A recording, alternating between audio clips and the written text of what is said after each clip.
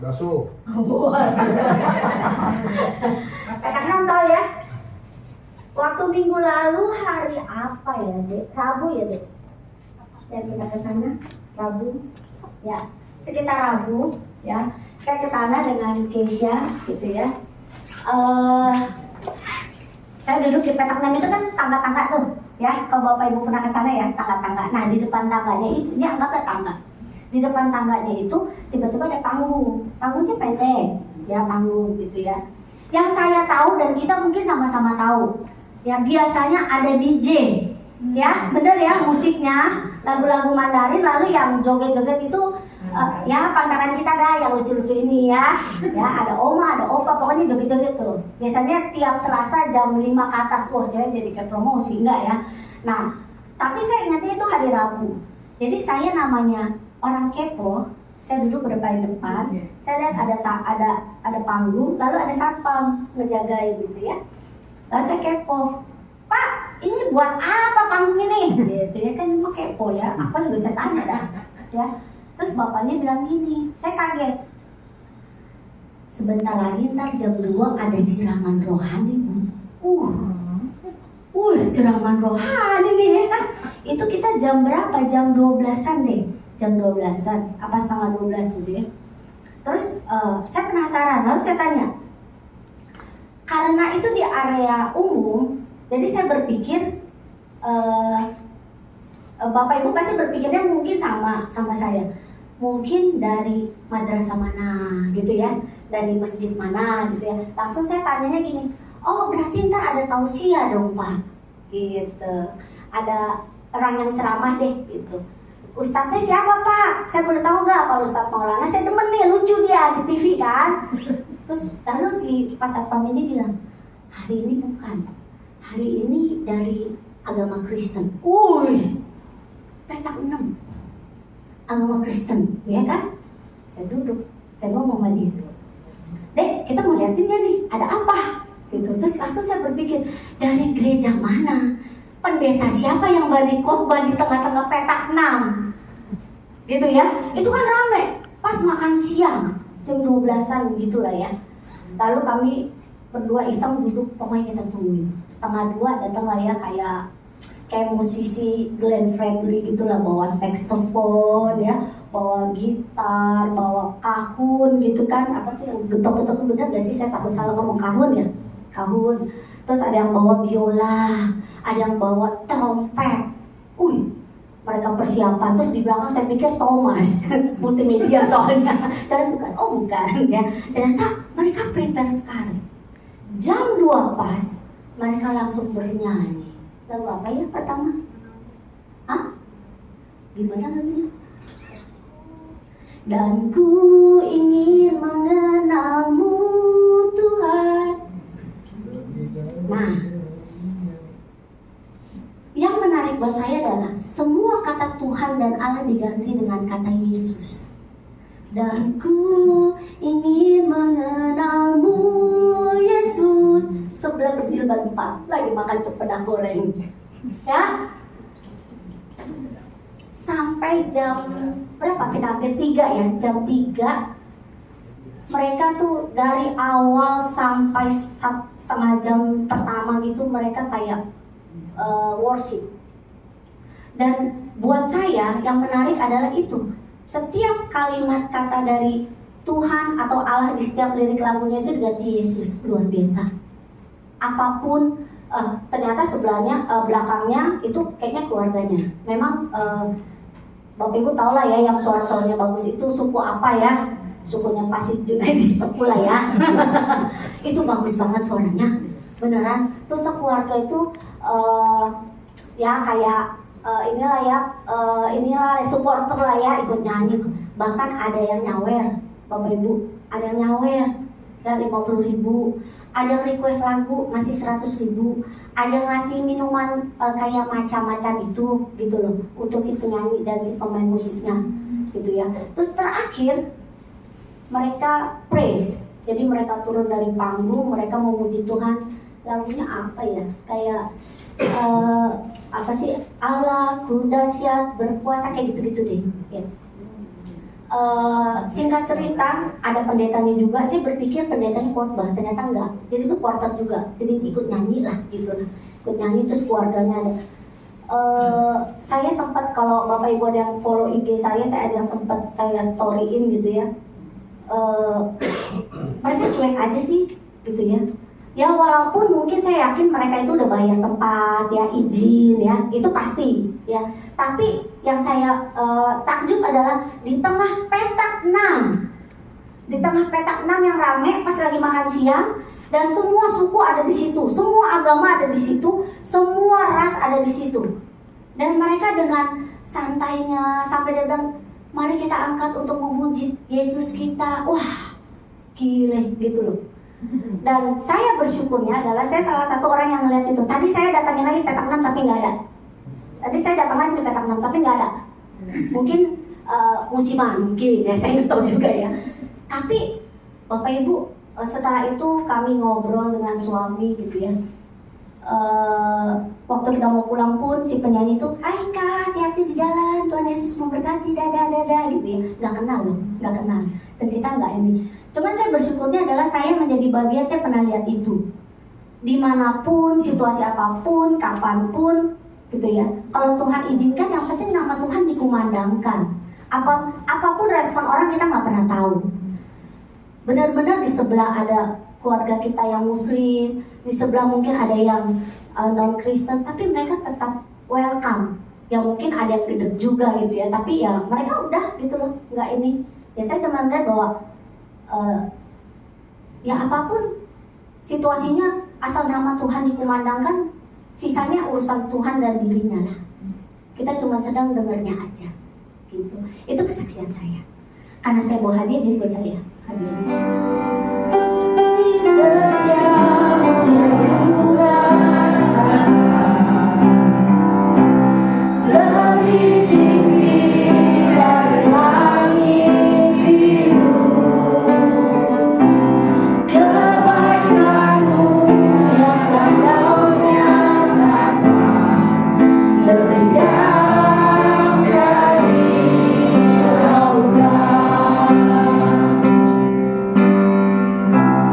Berkat-Mu yang telah ku terima selalu membuatku terpesona, selalu membuatku terpesona. Apa yang tak pernah ku pikirkan, itu yang Kau sediakan bagiku. Siapakah aku ini Tuhan, jadi biji matamu. Dengan apakah ku balas Tuhan, selain siapakah aku ini Tuhan, sembah. Siapakah aku ini Tuhan, jadi biji matamu. Dengan apakah ku balas Tuhan, selain puji dan sembahan. Amsal 16 ayat 9. 2-3. Hati manusia memikir-pikirkan jalannya, tetapi Tuhanlah yang menentukan arah langkahnya. Sampai di sana yang berbahagia, yang mau mendengarkan firman Allah, memelihara tentu dengan melakukannya. Haleluya.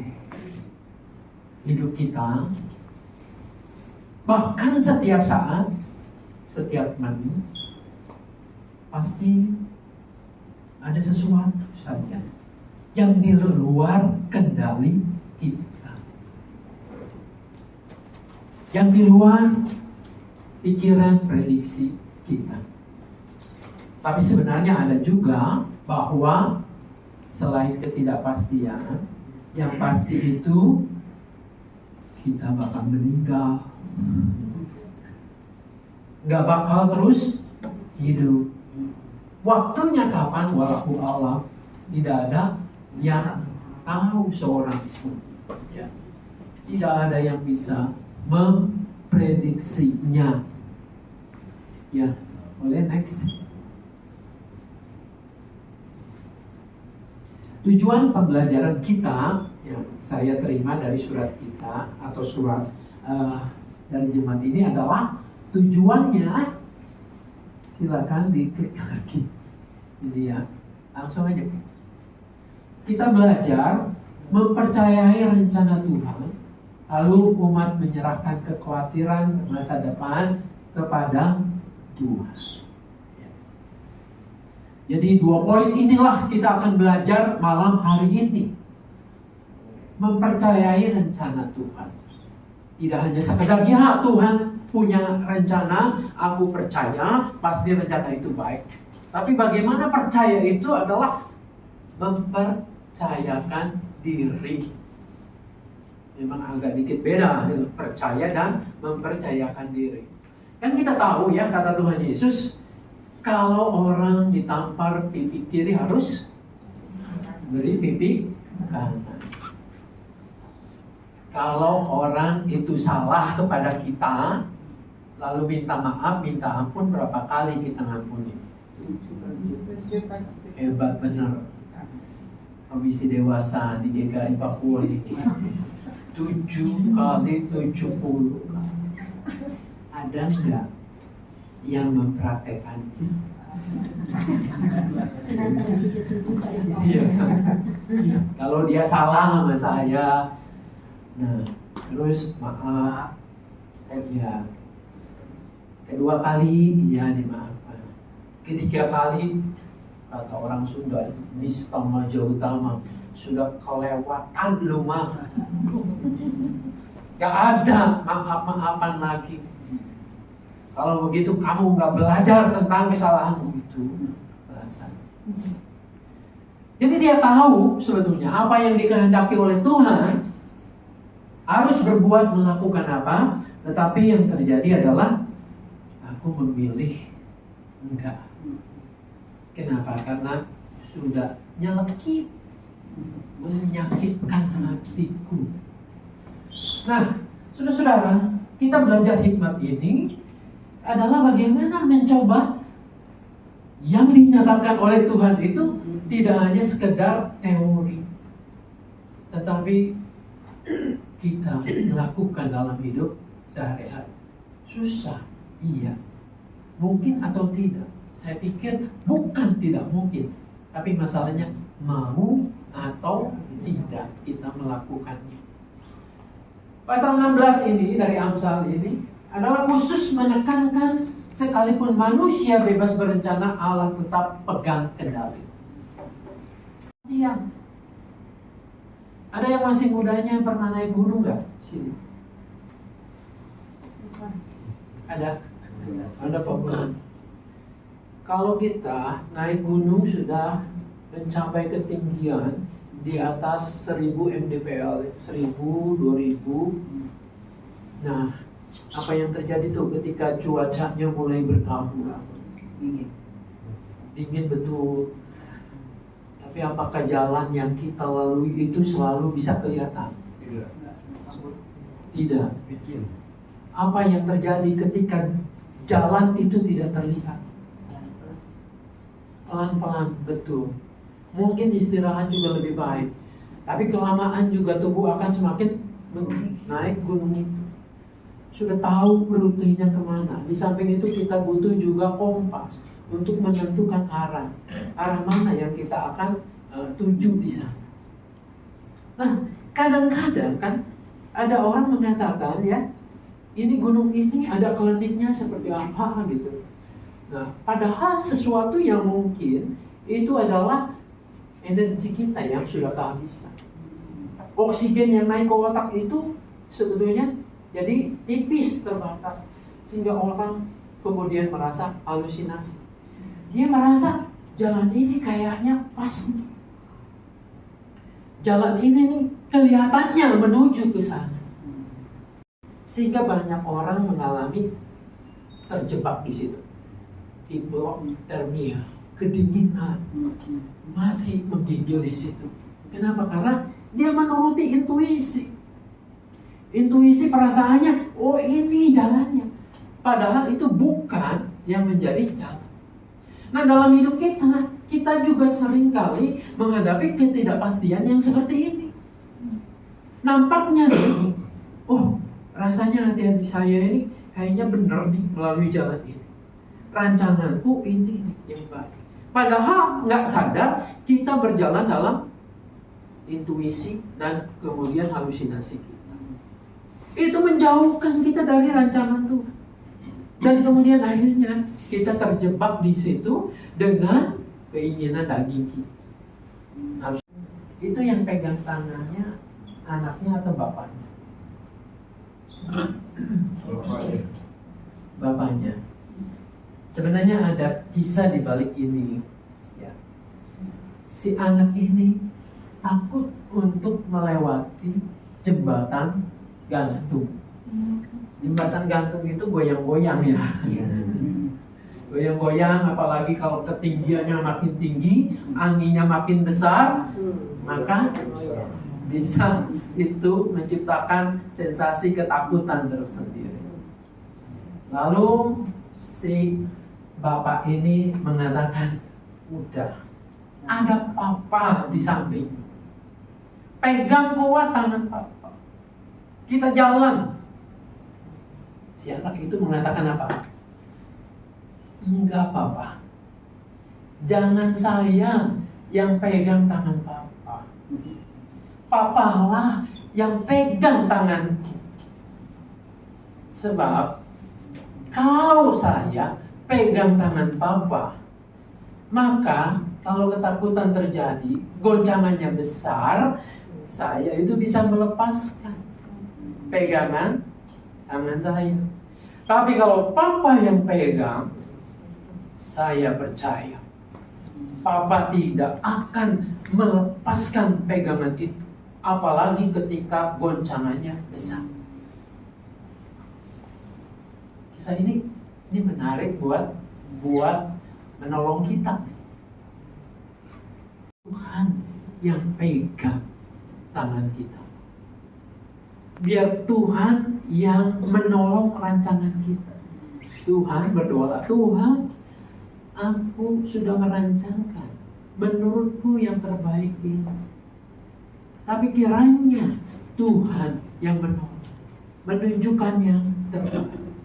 Supaya kalau itu yang terbaik dari Tuhan, maka pastilah ujungnya adalah damai sejahtera. Ujungnya adalah kebahagiaan yang sesungguhnya. Ada yang tidak sempurna. Yang sempurna adalah rancanganmu. Rancangan damai sejahtera.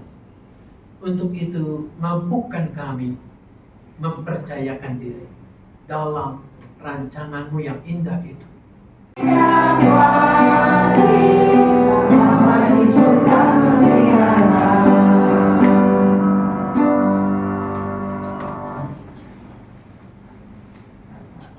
kasih Bapak. Pada malam hari ini kita dapat berkumpul bersama-sama untuk ikut persekutuan Komisi Dewasa untuk mendengarkan firman yang indah dari Bapak Pendeta Nana. Tuhan, terima kasih juga atas berkat yang Kau berikan pada kami dan kami dapat mengisikan bagian untuk kami. Tuhan, ini semua aku serahkan pada nama Tuhan Yesus.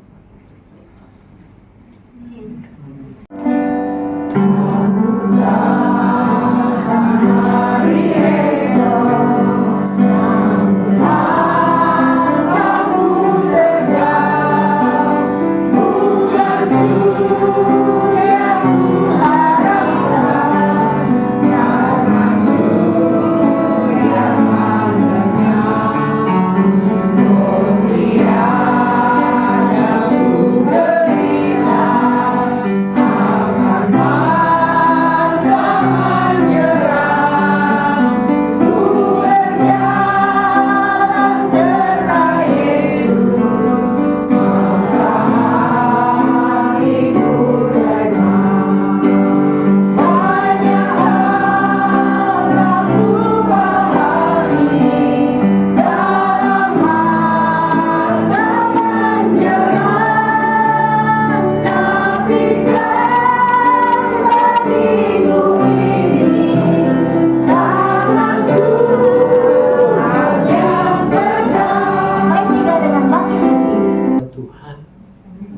kembalilah ke dalam kehidupan kita untuk menjadi saksi Kristus, dan terimalah berkat Tuhan.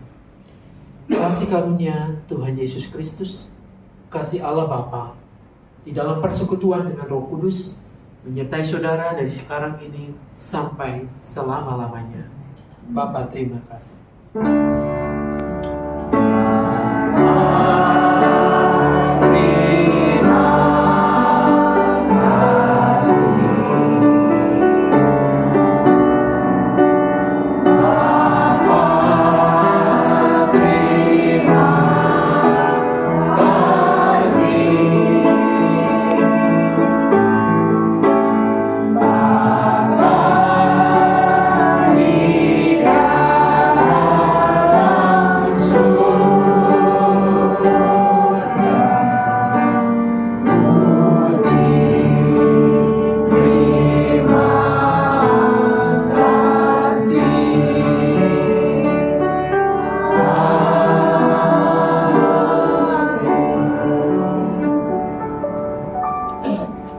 Shalom, selamat malam. Kami mengucapkan terima kasih pada rekan-rekan kami yang hari ini dapat hadir. Dan kami mengucapkan terima kasih juga kepada Bapak Pendeta Nana dan liturgis Ibu Novita, pemusik Kesia, pendamping Tua Junaidi, dan untuk lagu yang akan datang, kita ada persoalan tanggal 22 Juli dengan pembawa firman Bapak Ayub, pemusik Bapak Burhan, persembahan Ibu Tina, warta Ibu Pestaria, pendamping Tua Dini, konsumsi Ibu Novita.